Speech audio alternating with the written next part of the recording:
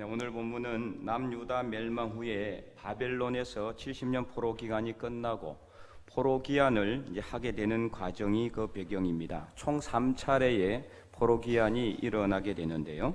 오늘 본문은 2차 포로 기한 때에 있었던 일입니다. 그래서 에스라 7장 1절을 보면은 이 바사왕 아닥사스다 왕 때에 제사장 겸 학사였던 에스라가 하나님의 말씀을 연구하여 백성들에게 가르치기로 굳게 결심하고 그때 당시 왕이었던 아닥사스다 왕에게 허락을 맡아서 예루살렘으로 올라오는 내용이 이제 2차 포로 기한이라고 보게 됩니다. 그런데 이 에스라가 당시 상황 속에서 하나님의 율법을 연구해서 가르치기로 굳게 결심한 이유가 무엇일까요? 본문에는 그 배경이 자세히 나와 있지는 않지만 지금 이 이스라엘 백성들이 북이스라엘은 아수르에게 멸망당하고 남유다는 바벨론에게 멸망당해서 70년 동안 그 바벨론에서 바사 왕국에 이르기까지 포로 생활을 하면서 비참한 노예 생활을 하게 된 원인이 무엇일까요? 그것이 바로 하나님의 말씀대로 순종하지 않았기 때문이죠. 그래서 말씀을 제대로 알지 못했고 하나님의 말씀대로 순종하지 않았기 때문에 그 말씀을 가르쳐서 백성들에게 깨닫도록 하고 하나님 말씀대로 순종하게 하는 그것이야말로 가장 긴요하고도 중요한 일이었기 때문에 에스라는 그것을 결심하였던 것이라고 볼 수가 있습니다. 그래서 이 에스라 7장 10절에 보면은 이렇게 기록이 되어 있습니다. 에스라 7장 10절에 에스라가 여호와의 율법을 연구하여 준행하며 율례와 규례를 이스라엘에게 가르치기로 결심하였었더라. 아멘. 그래서 이렇게 결심하고 그는 이제 예루살렘으로 가게 되는 겁니다. 그래서 이 하나님의 말씀을 연구하고 가르쳐서 준행하도록 하려면은 에스라 혼자서는 할 수가 없어요. 그 많은 백성들에게 혼자 어떻게 하겠습니까? 도와줄 사람이 필요하죠. 오늘날로 말한다면은 담임 목사가 있으면은 부목사나 전도사가 있는 것처럼 그렇게 옆에서 도와줄 수 있는 사람들은 제사장들이나 레위인들입니다. 그런데 이들을 찾았는데 어떻게 됐습니까? 문제는 뭐냐? 한 사람도 없었다. 오늘 본문 우리가 읽어봤지만 15절에 내가 무리를 아하와로 흐르는 강가에 모으고 나는 이제 에스라입니다. 그래서 에스라가 왕께 허락을 맡았고 이제는 백성들을 다 불러 모으는 거예요. 모집을 한 거죠. 자, 예루살렘으로 돌아갈 사람들 다 모여라. 그래서 아하와 강가에서 백성들을 다 모아놓고 점거를 해봤더니 제사장들 레위인들이 한 사람도 없는 겁니다. 참으로 통탄할 노릇 아닙니까? 제사장들 레위인들이 분명히 있을 텐데 그들은 한 사람도 오지 않은 거예요. 일반 백성들은 다 가려고 나와서 준비하고 있는데 제사장들과 레위인들이 한 사람도 없는 그런 아주 기막힌 상황을 맞이하게 된 것입니다. 그들이 왜 한 사람도 오지 않았을까? 본문에 나와 있지는 않지만은 짐작컨대 지금 불타가지고 나라는 멸망당하고 아무것도 없는 폐허 같은 그 예루살렘으로 돌아가느니 이방 땅이지만 어떻습니까? 덩 따뜻하고 배부르니 거기서 안락한 삶이 그들에게는 더 필요했을지도 모르겠어요. 눌러앉고 싶었을 것입니다. 그런데 바로 그때 에스라는 특정한 사람들을 발견하게 됩니다. 그들이 바로 너디님 사람들이에요. 그래서 7장 7절을 보면은 이렇게 기록되어 있습니다. 에스라 7장 7절에 아닥사스다 왕 제7년에 이스라엘 자손과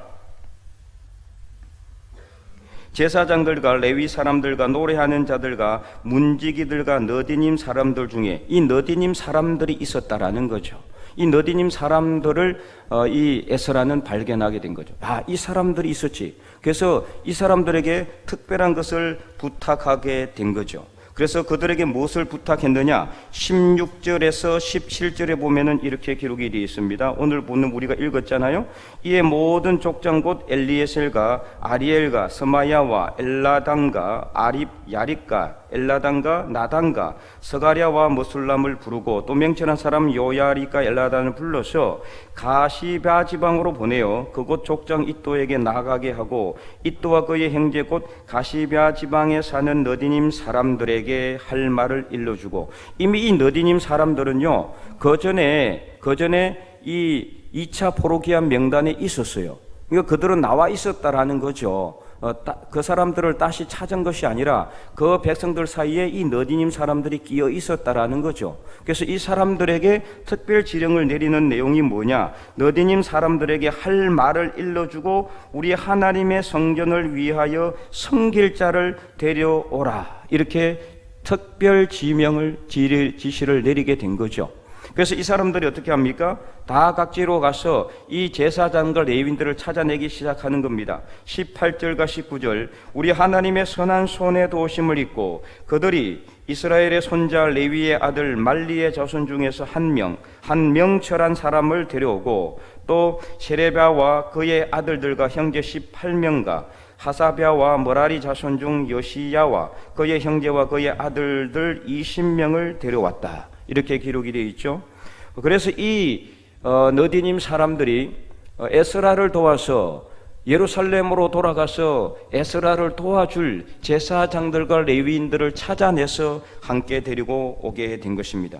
뿐만 아니라 그들은 자신들도 그 포로기한 자 명단에 합류를 했는데 220명이나 되는 사람들이 합류했다라고 오늘 20절은 기록이 되어 있어요. 백성들이 2차 포로기한 때는 많이 간 게 아닙니다. 1차나 3차 때는 상당히 많은 사람들이 갔지만 2차 포로기한 때는 아주 소수의 사람들이 갔는데 그 중에 거의 대부분이 이 너디님 사람들이었다라는 겁니다. 특별히 이들은 이 2차 포로기한 때만 간 게 아니에요. 1차 포로기한 때에도 그들은 그들의 이름을 올리고 있습니다. 그래서 에스라 2장 43절에서 54절을 보면요, 이들의 명단이 아주 자세하게 기록이 되어 있어요. 1차 포로기한 때는 이 바사왕 고레서 1년 원년에 고레서라는 사람이 딱 왕이 되고 나서 하나님의 감동을 받아서 예루살렘으로 올라갈 사람들 다 모여라 해서 1차 포로기한이 이루어지게 됩니다. 그래서 그 예루살렘 사람들을 예루살렘으로 보내서 너희들은 가서 다른 거 하지 말고 하나님의 성전을 건축해라.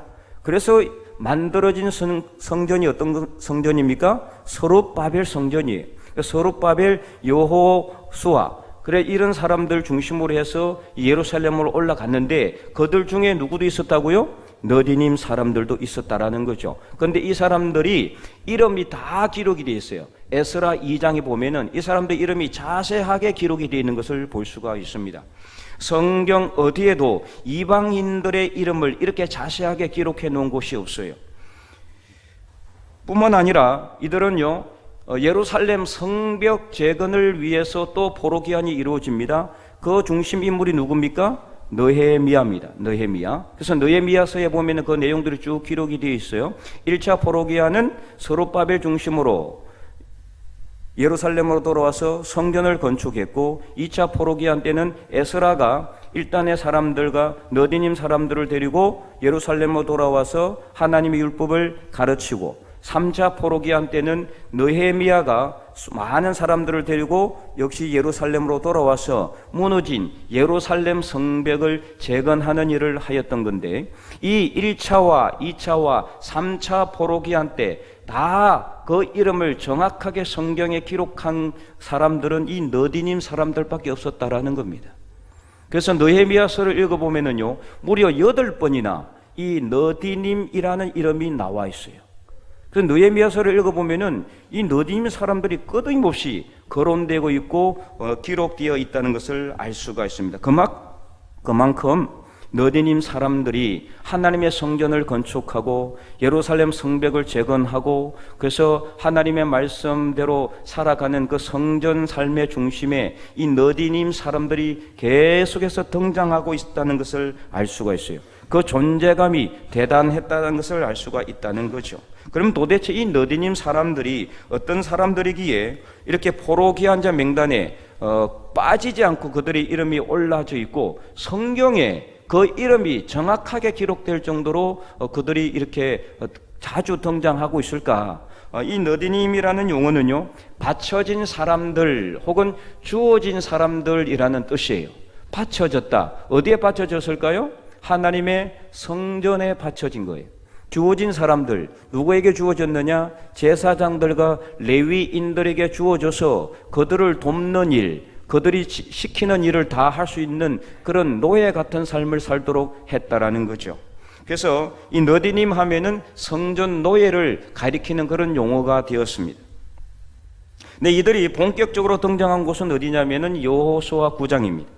당시 이스라엘 백성들이 출애굽하여서 이 가나안으로 진격을 하게 되는데 파상 공격을 하면서 진격을 하고 연전연승을 합니다. 그러니까 가나안에 있는 족속들이 가장 두려워했던 거예요. 이 이스라엘 백성들이 어디로 가고 있습니까? 그들이 가고자 하는 곳이 가나안 땅이에요. 이미 다 소식이 알려졌어요. 소문이 다 났어요. 이스라엘 백성들이 우리 땅으로 온다. 그러면 지금 자기들이 가장 위태하잖아요. 그때 당시 가나안에는 아모리 족속을 중심으로 해서 총 7족속이 있었어요. 7족속 중에서 기본 종족이 있었는데 그들이 다른 종족인 것처럼 가장을 해서 저 멀리서 온 그런 종족인 것처럼 그렇게 가장을 해가지고 이 여호수아를 찾아옵니다. 당시 이제 모세가 죽고 여호수아가 이스라엘 백성들을 이렇게 지도하고 있었는데 여호수아는 하나님께 물어보지도 않고 그들과 하친 조약을 맺어버립니다. 나중에는 알게 되죠. 이들이 바로 기본 종족인데 가나안 족속이라는 것을 알게 돼요. 그러나 하나님의 이름으로 하친 조약을 맺었기에 물을 수도 없고, 그래서 그들을 어떻게 했느냐? 하나님의 성전 제단에 장작을 펴고 물을 깃는 사람으로 사용했다. 이렇게 기록이 되어 있습니다. 그래서 여호수아 9장 27절에 보면은 이렇게 기록이 되어 있습니다. 우리 다 함께 한번 읽어볼까요? 그 날에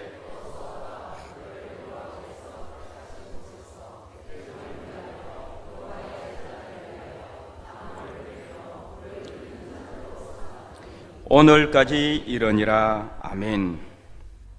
바로 이들이 너디님 사람들입니다. 그래서 이들은 이방 족속의 신분에서 이제는 하나님의 백성으로서의 신분이 바뀌었어요.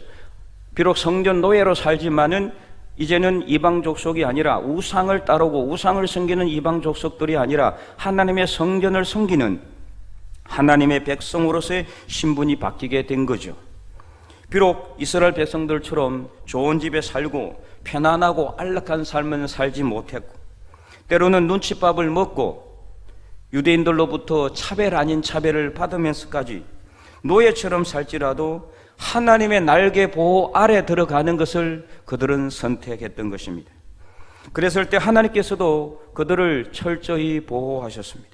그래서 여호수아 10장에 보면은 이 가나안 족속들이 자기 종족 중에 기본 종족이 자기들을 배반했잖아요. 그게 얄밉죠. 그래서 자신들이 자신들을 배반한 기본 종족을 공격을 합니다. 그래서 기본 족속이 여호수아에게 빨리 기별을 하였고, 여호수아는 하나님의 명령에 따라 가나안 족속들과 전쟁을 시작합니다.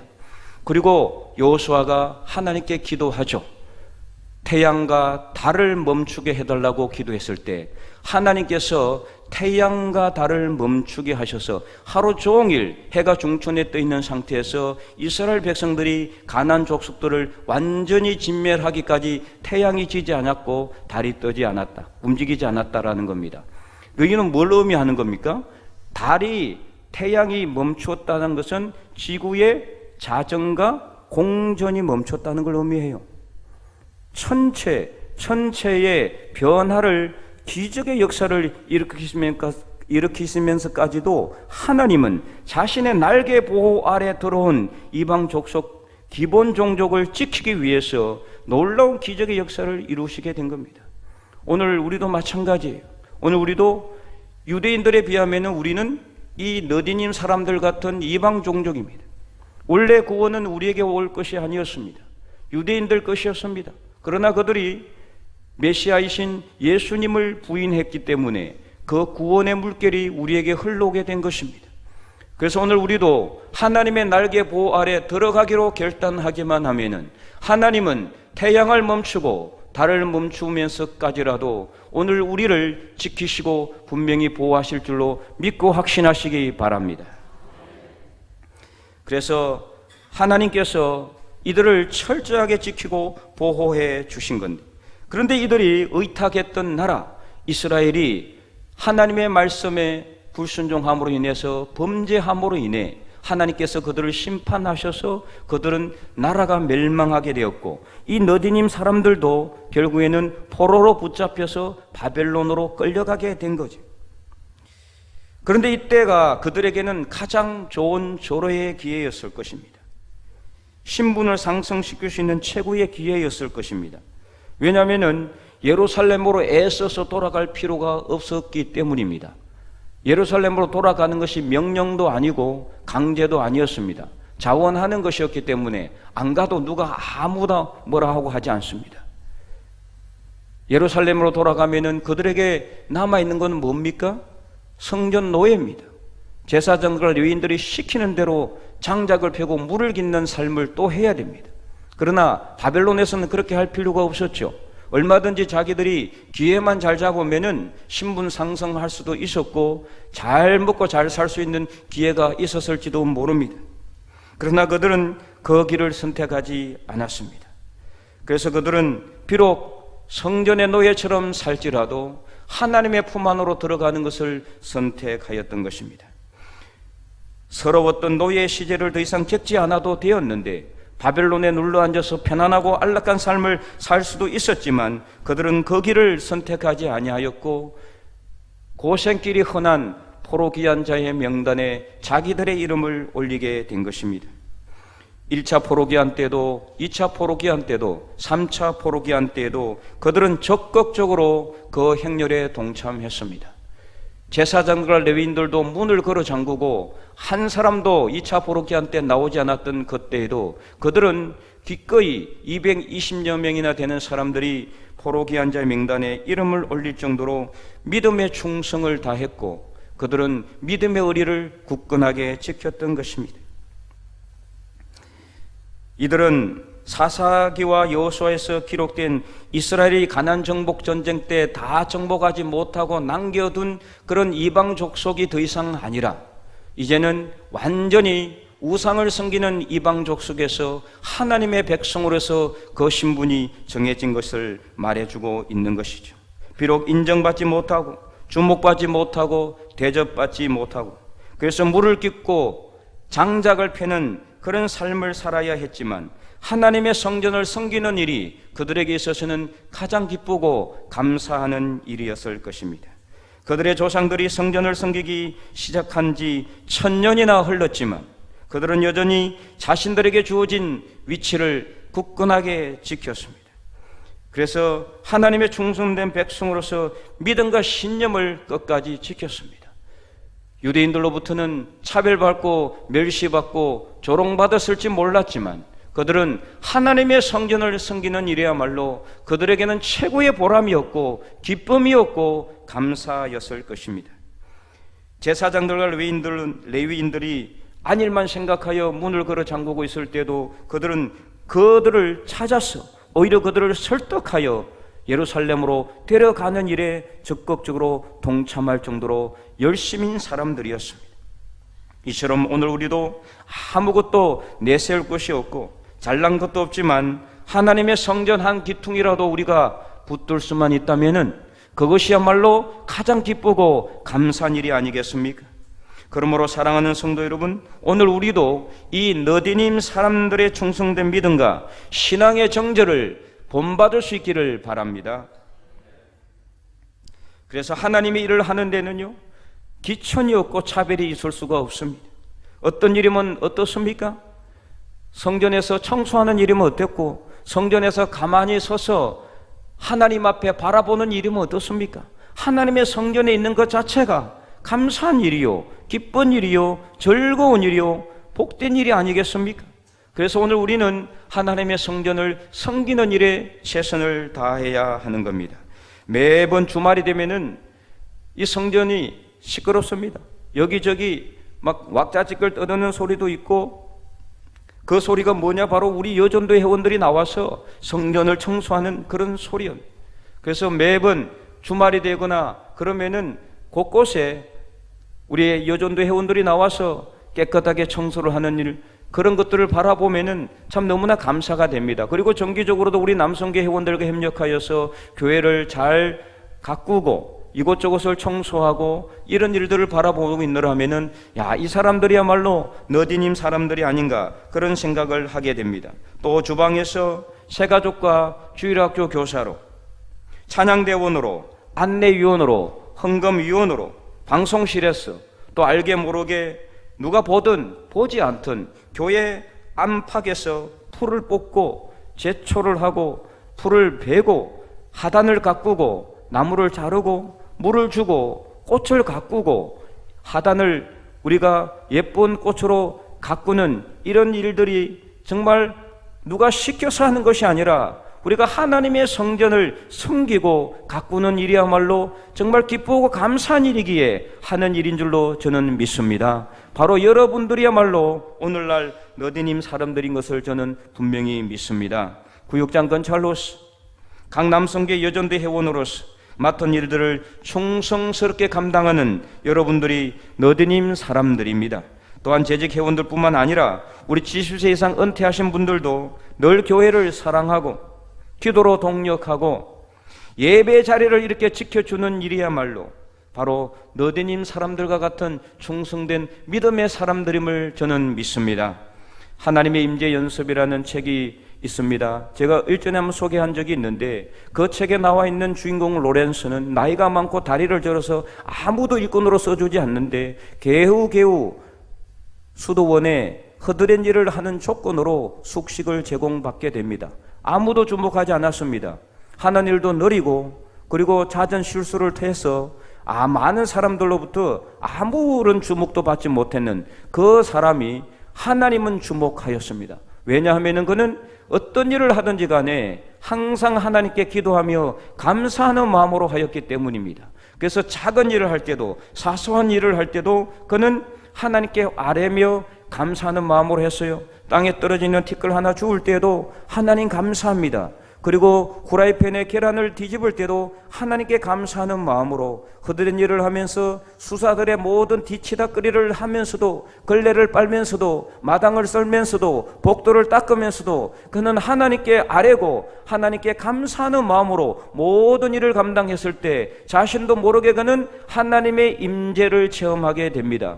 결국에는 밤늦게 오히려 수사들이 그를 찾아와서 그에게 면담을 요청할 정도가 되었고 나중에는 교황까지 그를 찾아오는 그런 일까지 일어나게 되었습니다. 이처럼요, 아무리 사소한 일이라 할지라도 모든 사람들이 다 천한 일이라고, 모든 사람들이 다 보잘것없는 일이라고 그렇게 여기는 일이라 할지라도 우리가 하나님께 감사함으로 하나님께 기도하면서 그 일을 시작하면은 가장 하찮은 일도 가장 최상의 일로 바꿀 수 있다는 것을 분명히 믿고 확신하시기 바랍니다. 그래서 항상 모든 일을 할 때 항상 하나님께 기도하는 마음으로 감사하는 마음으로 하시기 바랍니다. 하나님 이 일을 하게 해주셔서 감사합니다. 제가 지금 이 일을 시작합니다. 이 일을 통해서 하나님께 영광 올려드리게 하시고 하나님이 기뻐하는 일을 하게 해주시옵소서. 기도하는 마음으로 해보시기 바랍니다. 그러면 어떤 일이든지 간에 정말 그 일이 최상의 일이 되고 하나님께 영광을 올려드리는 일이 될 줄로 믿습니다. 그래서 시편 84편 10절은 오늘 우리가 교동문에서 읽었지만 이렇게 기록하고 있죠. 우리 다 함께 한번 큰 목소리 읽어보도록 하겠습니다. 주의 궁정에서의 한날이 다른 곳에서의 첫날보다 나은저 악인의 장막에 사는 것보다 내 하나님의 성전 문지기로 있는 것이 좋사오니 아멘. 주의 궁정에서 하루를 지내는 것이 다른 곳에서 첫날보다 낫다라고 말씀하고 있어요. 악인의 장막에서 첫날을 지내는 것보다 하나님의 성전의 문지기로 있는 것이 더 낫다고 기록하는, 더 감사하고 더 기쁜 일이라고 고백하고 있는 이 시편 기자의 고백처럼 오늘 우리도 하나님의 성전에서 하루를 지내는 것이, 하나님의 성전에서 하나님을 섬기고 성전을 위해서 가꾸고 우리가 우리 하나님 앞에서 믿음의 삶을 사는 것이 얼마나 기쁘고 감사하고 복된 인지를 우리가 분명히 깨닫고, 그래서 하나님의 성전을 늘 사모하며 가꾸며 지켜나가는 일을 우리가 최선으로 여기며 살아갈 수 있는 저와 여러분이 되시기를 간절히 소망합니다. 그래서 가장 낮은 자리에서 아무도 인정해 주지 않는다 할지라도 하나님이 우리를 지켜보고 있다는 그런 생각으로 항상 기쁨과 감사하는 마음으로 하나님께 기도하며 나아갈 때 이 땅에서 호흡이 끊어지는 그날까지 하나님께서 우리에게 복을 주시고, 그래서 정말 우리는 하나님의 성전을 섬기는 일이야말로 가장 기쁘고 감사하는 일이라는 것을 깨달으며 이 일을 죽을 때까지, 호흡이 끊어지는 그날까지 충성스럽게 감당하는 너디님 사람들이 다 될 수 있기를 주님의 이름으로 간절히 축원드립니다.